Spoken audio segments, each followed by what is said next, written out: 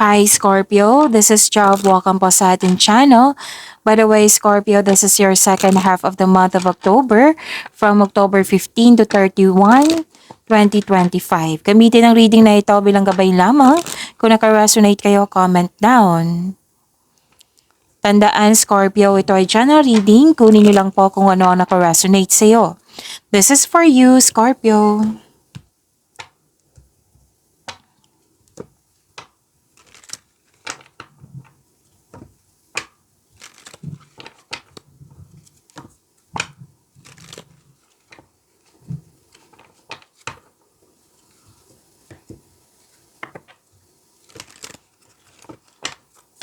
Para po ito sa iyo, Scorpio, ngayong October 15 to 31, 2025.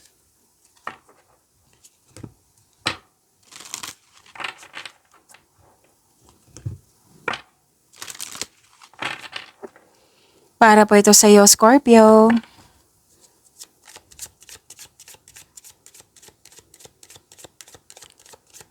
Para kay Scorpio, angel number po.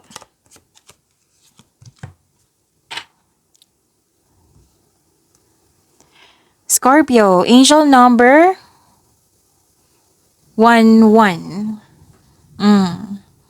So sabi po dito, you have keen awareness of what is happening around you. A strong intuition is your gift and will help you understand the unspoken feelings and thoughts of others. This insight allows you to be a great guide and supporter.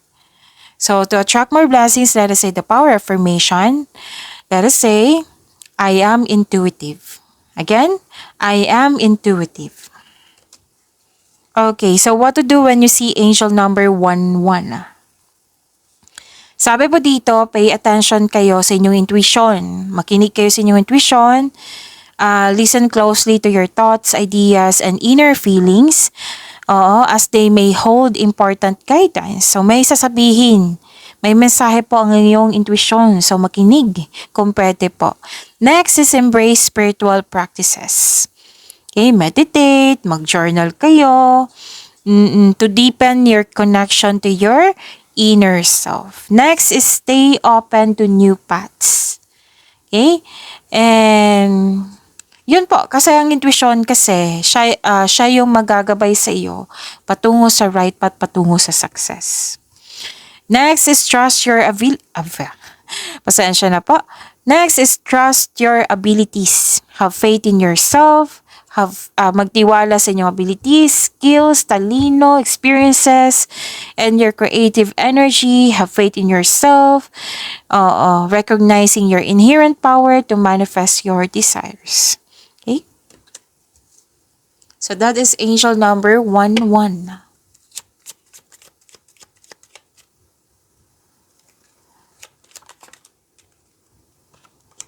Maraming salamat po sa inyong patuloy na suporta sa mga nag-donate.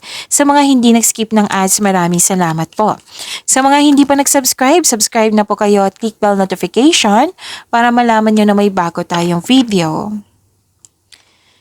Para sa mga gustong mag-reading, para sa mga gustong magpa-reading, comment po kayo ng personal reading. Again, comment kayo ng personal reading and check my reply sa comment section. Okay. Dalawang card mismo nagsabi dito, Scorpio, na may nagbigay ng support sa iyo, companion. Natuwa ka sa taong ito kasi nagbigay ito ng support sa iyo and loyalty. Pwedeng bagong kaibigan din to, bagong gamit. And nakikita ko dito na naka-receive kayo ng wisdom message from your pwedeng elders, mentor, wiser, or yung nagbigay ng loyalty and support sa iyo. Nang siyang dahilan na na-motivate kayo. You're taking in action with courage na. You have power, na-motivate kayo. Yan. So, may biglaang pagbabago po. Oo. May biglaang pagbabago dito. May concern lang kayo sa mataas ang ego. May maasikasuhin kayo sa malakas. May asikasuhin kayo sa sa malaking building. May nag-uusap dito tungkol sa lindol. Okay. So, may separation. Pwedeng you put limitation, boundary. Pwede din end of contract. Pwedeng tumiwalag, umiwas. Or kailangan na magkaroon lang long distance kasi pwedeng para sa work ito. Oo, may nakita kong ganyan. Mm.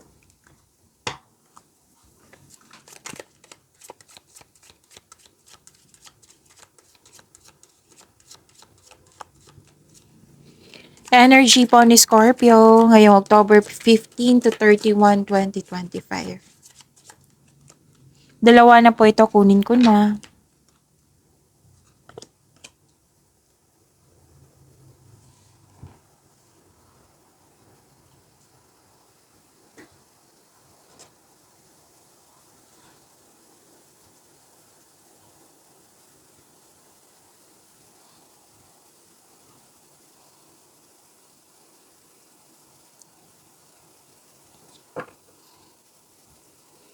Okay, so this is fulfillment. Okay, before that, mag-advise muna ako kasi may mga bago po tayong subscriber. Kung may napansin kayo na repeating message, yan po yung pinupush ng cards sa inyo. Like for example, nanood kayo sa inyong monthly gabay tarot reading, weekly gabay tarot reading, daily gabay tarot reading, at dito din sa inyong second half of the month of October. At may napansin kayo na repeating message, yan po yung pinupush ng cards sa inyo na kailangan yung bigyan ng atensyon, solusyon at aksyon kung maaari po. So na yung energy ni Scorpio. So this is fulfillment, completion of cycle, complete cycle. Nakita ko dito na may happiness. Granted yung manifestation mo, may fulfillment sa pangarap, may kasiyahan, kagalakan sa mga bagay ukol sa pamilya at kaibigan. So this card focus on achievement of a level of love, success na nagbibigay sa iyo ng katahimikan, satisfaction at pasasalamat. Sobrang saya ng mga single dito kasi gusto ka rin ng taong gusto mo. Sobrang satisfied nyo, masaya. May ang ilan sa inyo nakatanggap ng sustento or sustento para sa anak. Okay? Success in workplace and home. Very supportive talaga. May support talaga dito. Dito At andito din na may mga grupo ng tao na very supportive sa'yo.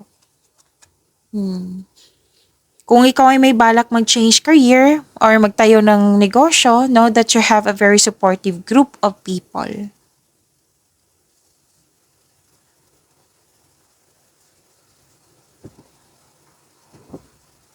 So this is clarity, maraming ideas. New ideas to ha. Nagkaroon ng determination. Meron kang new ideas na agad mong binigyan ng aksyon para magkaroon ito ng maagang resulta.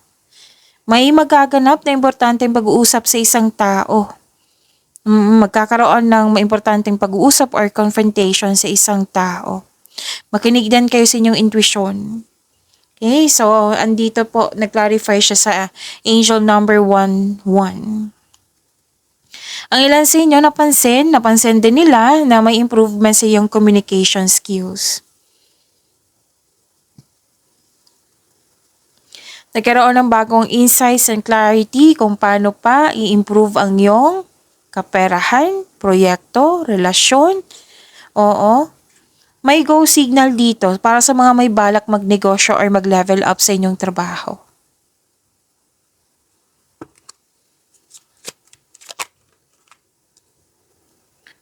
This is about your career and money, Scorpio, ngayong October 15 to 31, 2025.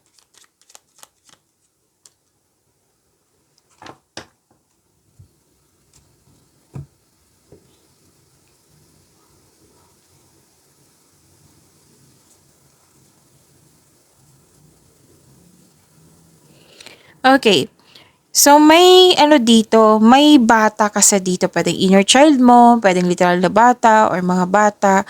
Pwedeng tinuturuan mo sila or di kaya'y family mo ito.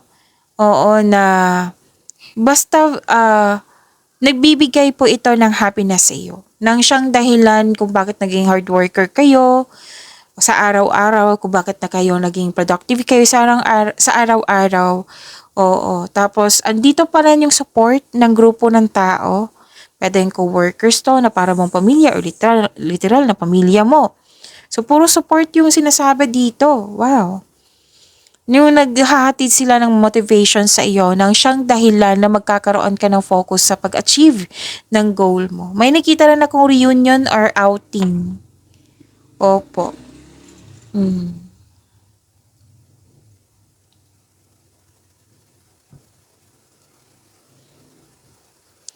Huwag po daw kayo mag-focus sa kulang sa inyo. Kasi magkakause ito ng stagnation or magka-create ka ng blockages. Oo. Pwede din isip-isip mo yung loss of connection or loss of things or loss of opportunity na nangyari na. So this card ask you to believe in yourself, mag-isip ng positibo. Oo. And have faith ng divine can lift you out of any period of loss. Magtiwala po sa kung ano ang darating kahit hindi ka komportable sa sandaling ito, makukuha mo naman yung kailangan mo.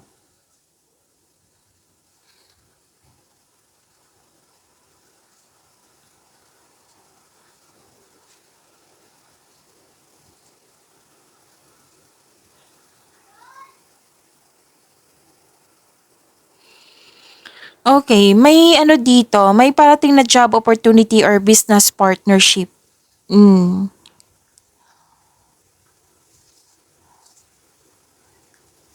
Kasosyo, pwede din.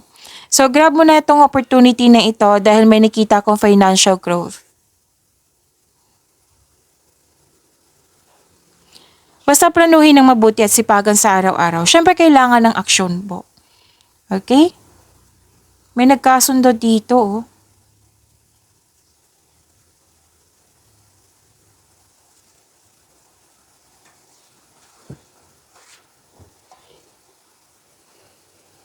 So, mabilis sumunlad ang iyong negosyo, ang iyong trabaho kasi marunong ka makinig sa sa iyong negosyo, sa iyong intuition. O, ipagpatuloy niyo po yung makinig kayo sa inyong intuition kung pwede po. Kasi humahantong ito sa pagtaas ng kita or magdadala ito patungo sa tagumpay. So, excited kayo? May ano dito, opportunity na magbibigay sa iyo ng excitement. Action pa rin yung nakikita ko dito. Ang ganda.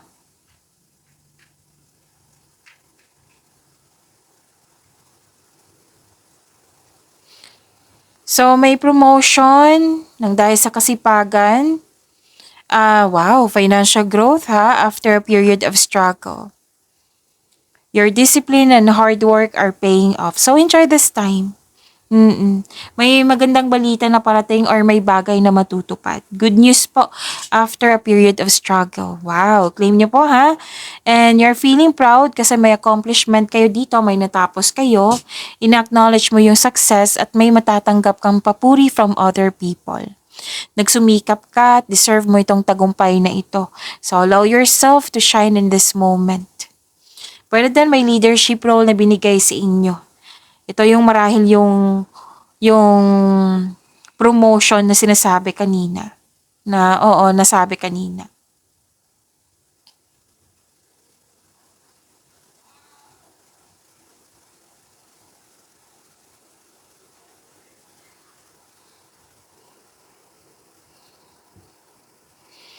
Okay, kung ano man yung balak mong gawin, sabi ng card, if you're serious about your growth, then you have to step out from your comfort zone. Kasi may potential na magkakaroon siya ng financial growth. Pwede mag-abroad ang ilan sa inyo. Or balak mag-abroad or nasa abroad na kayo, pwedeng maglakbay kayo sa malayong lugar. Or pwedeng pauwi kayo ng Pilipinas. May magaganap din na collaboration. Kung may-ari kayo ng negosyo, may mag-hire kayo ng karagdagang empleyado or di kaya na hired kayo as dagdag empleyado due to increased profits.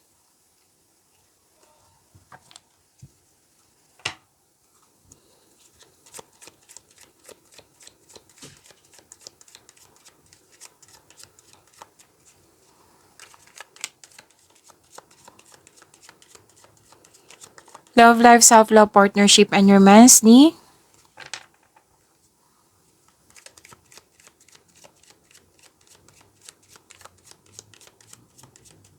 um, ni Scorpio.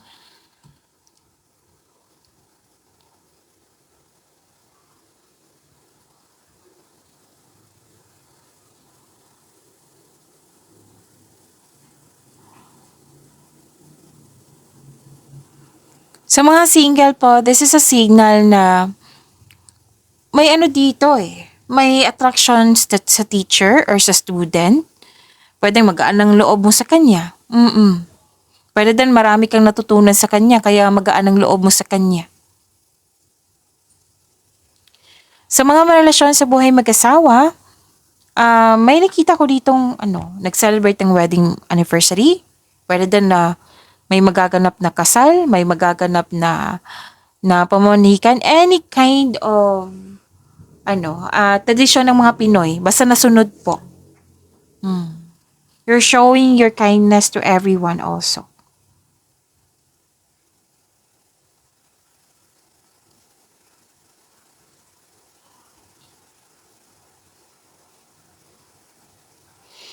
So, may parating na love and romance pero na-stuck sa nakaraan, si Scorpio.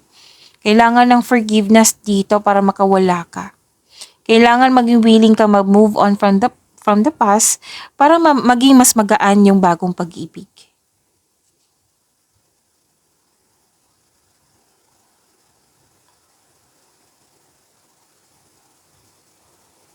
Para sa mga single, may parating na bagong tao na stable na sa buhay.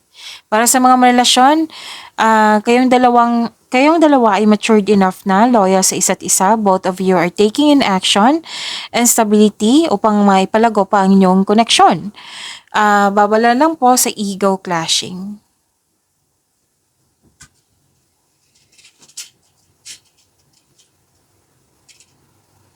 May nakita ako ditong pahinga. Pahinga eh. Gusto niyong pahinga. Kasi pagod. Nagpahinga kayo para sa pagbalik nyo, lalaban ulit. Oo, kasi napagod kayo eh. Or di kaya sa mga single dyan, yun nga, ayaw nyo yung magkaroon ng date, magkaroon ng relasyon. Oo, kasi napagod ka na. O, gusto mo nang i-priority mo yung sarili mo. Muna.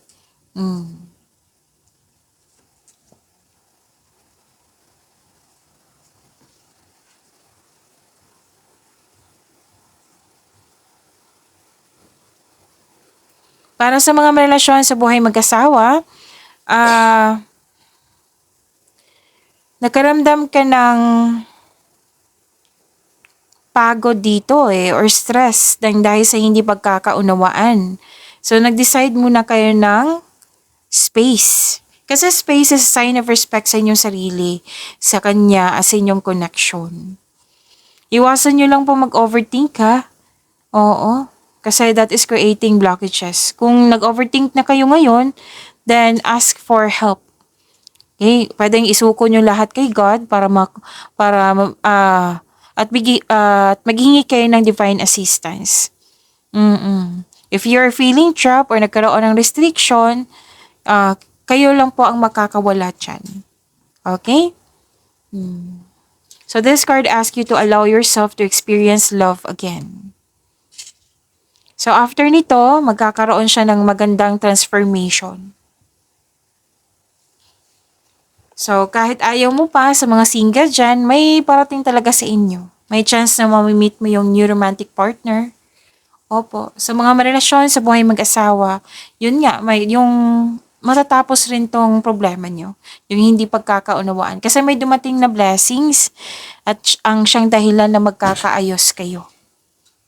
So, this is good luck, good karma, destiny, may happiness akong nakikita dito. Oo, natapos na yung problema nyo, yung issue, yan.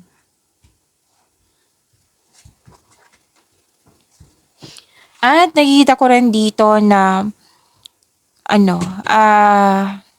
gumagawa kayo ng plano para sa pag-level up nyo. Pag-imanin niyo po yung blessings na binigay sa inyo, Scorpio. See you tomorrow. Maraming salamat po.